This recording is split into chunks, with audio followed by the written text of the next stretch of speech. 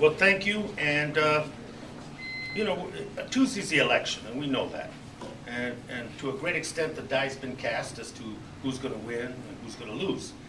But when this mailer hit, it struck us as a very, very important example leading into the general about the kinds of politics that we shouldn't permit and the type of associations we shouldn't allow, and more importantly, the kind of dirtiness in politics that we have to be very aware of as a voter, as voters and as candidates as well. Now, the first example is this guy, and this is a hit piece, and it's bad. It comes from a third-party independent committee. We know we experienced them last time, and they're going to happen, and they're going to have untruths. They're going to have half-lies through this whole process, and they're going to have outright lies. And there's really nothing at the last day that you can do about it.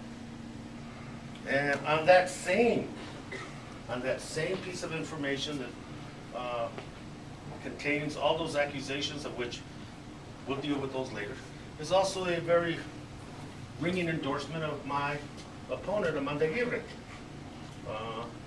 on the same piece of literature.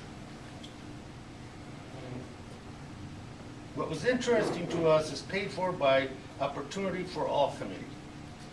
And we looked into who this committee was.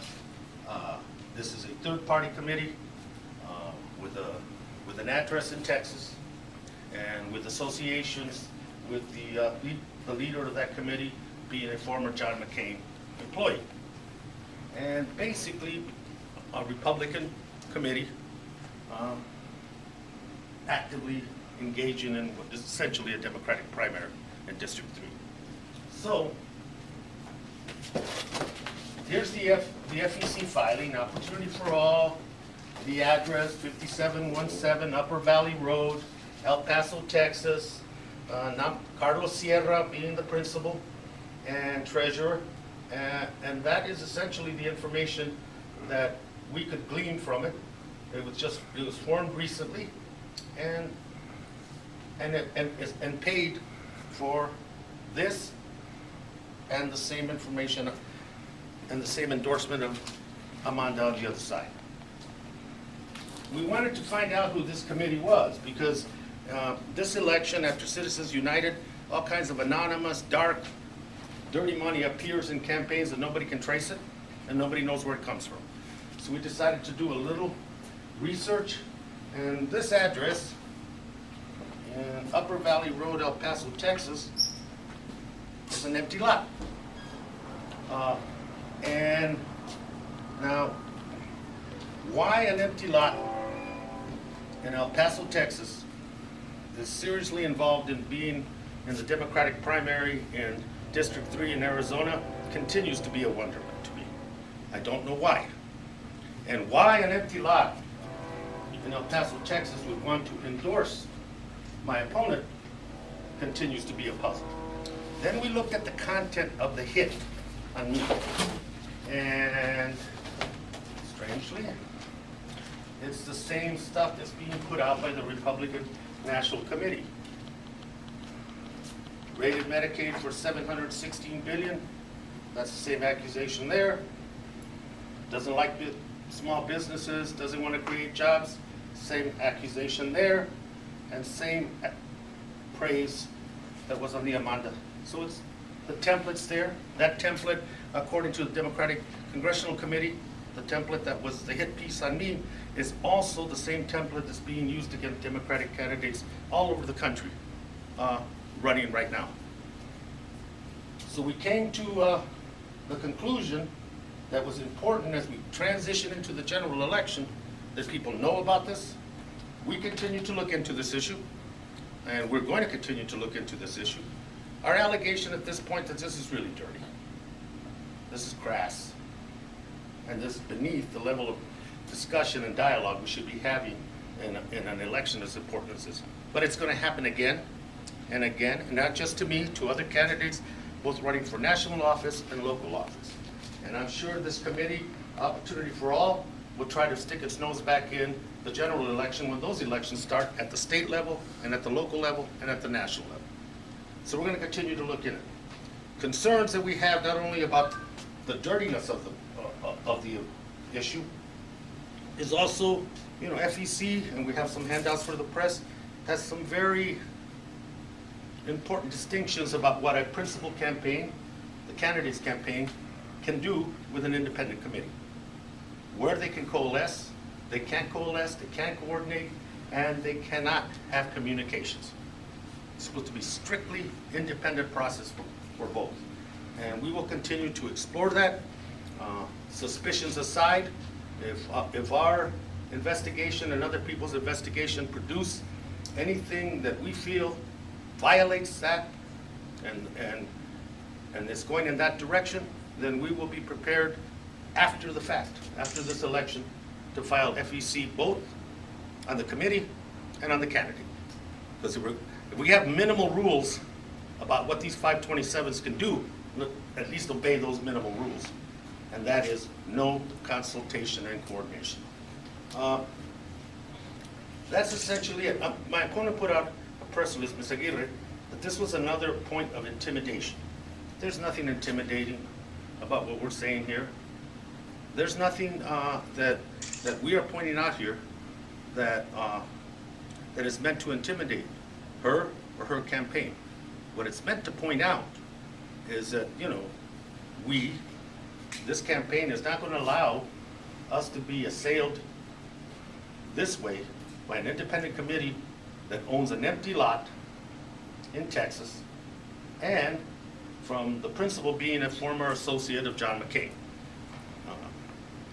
It's a Republican operation, sticking its nose in the Democratic primary and using underhanded tactics and misinformation as the tool. It'll happen again in the general, and we want to begin to nip that in the bud right now. And so as we go forward, we will continue to point these things out, and as those committees come in, they will have the same kind of scrutiny that this committee had. Unfortunately, we'll never know who paid for these ads. Unfortunately, we'll never know what the association of that money was.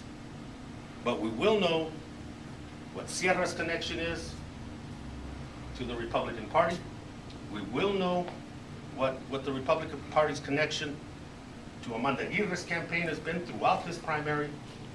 And as we develop that information, regardless of whether we're in the general or not, we're going to continue to bring it forward. With that, let me open it up for questions.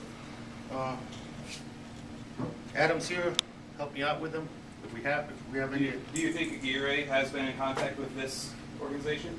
I don't want to make the allegation because that would be unfair of me. But the fact that we have an endorsement and a hit on one piece of paper paid by one company, I don't know how much you can wash your hands of the situation without at least having some contact through a third party or a second party. But that's the exploration that we're going to continue, and try to connect some dots that are still left to be connected. And if it is Republicans just getting their hands dirty in the Democratic primary, what's really wrong with that? Isn't that just politics? Well, it is. The dirtiness of it is that this is, it happened in Wisconsin where stalking horse Democrats ran against Democrats in order to pull down the vote and in order to divide that Democratic primary and weaken the candidate. Yeah, it's a strategy. It's a strategy, and the Republican Party is orchestrating the strategy, and people should know about it. If Ms. Aguirre is a surrogate for the Republican Party, that's not being horribly honest with the voters. Do you think Aguirre is a surrogate for the Republican Party? From the inception of the campaign, I felt that way, but we haven't said that because it wasn't important at the time. It is now, and for future candidates and for future elections going into the general, we need to be keenly aware that not all the wolves have sheep's clothing. Some are real wolves. Anything else? Adam? We're good. Insightful points? We've done what we came to do, sir. And we'll keep everybody abreast after Tuesday as to the next step relative Federal Elections Commission. A few minutes ago, you said it looks like the die is kind of cast. I mean, doesn't Gary even have a chance in this thing? I don't know. That's in the hands of the election gods right now, and we'll see. But like I said, the hit piece and all that, it could have been easily ignored, but we didn't want to. Once we saw the association between Sierra, McCain, RNC, the communications people that are Republican in her campaign, our main advisor, a former staffer of RNC, and now this hit, we kind of started to connect the dots. And then when we found that it's a lot in Texas, and that it just recently got formed, and its point of focus is going to be Arizona, we thought it was time to let everybody know who they are.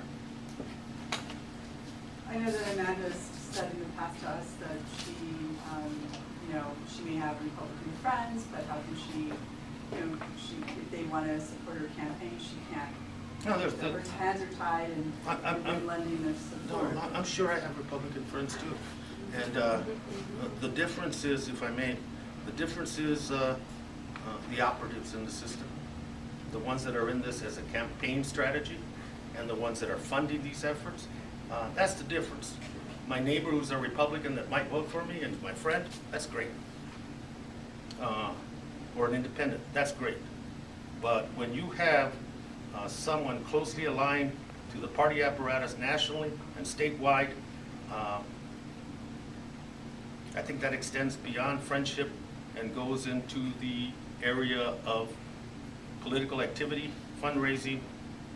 Then you're fighting, you're dealing with an organizational effort, not an individual effort. And I think what do you know about Carlos Sierra? I know he's involved in stuff, campaigns going on currently in Phoenix. What more do you know? That's how we know that he was down here and that he's involved up in Phoenix in campaigns. He's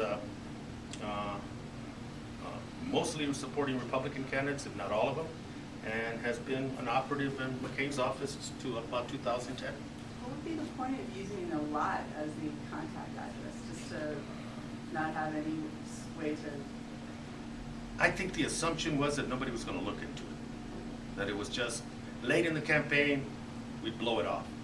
And I think instinctively we would have done that, but we also feel it's a harbinger of things to come in the general election and want to get this out soon. I don't think our exposing this is going to affect the election one way or another, but it's going to certainly affect the aftermath of Tuesday. And so Sierra, he used to work for a Republican. I mean, isn't he just somebody working in politics trying to make a living? I mean, aren't there a lot of people who just work for whoever is going to give them a paycheck, whether they're Democrat or Republican? Well, when you go to the point where you set up your own committee and you gather funds that you don't have to report, and you target other Democrats, whether that be in a primary or in a general election, and you're primarily supporting Republican candidates, you've gone beyond just trying to get a job and working exclusively for the Republican Party. That's a different operation. We have, campaign people are campaign people, but their loyalties are to their party and the campaign they're working on. But when you're basically a mercenary, that's a whole different theory. And this gentleman decided to involve himself in a Democratic Party and picked a side, and that's not the pattern that's been in the past. So there's got to be a little something more behind that. Okay, thank you.